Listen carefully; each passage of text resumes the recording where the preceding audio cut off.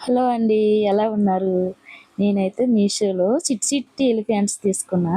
ఎట్లా ఉన్నాయో చెప్పండి. చూడండి చూపిస్తున్నా. ఎంత బాగున్నాయో అసలా. ముద్దు ముద్దుగా చిట్టి చిట్టి చిన్న చిన్నవన్నమాట. సైజు చాలా చిన్నది.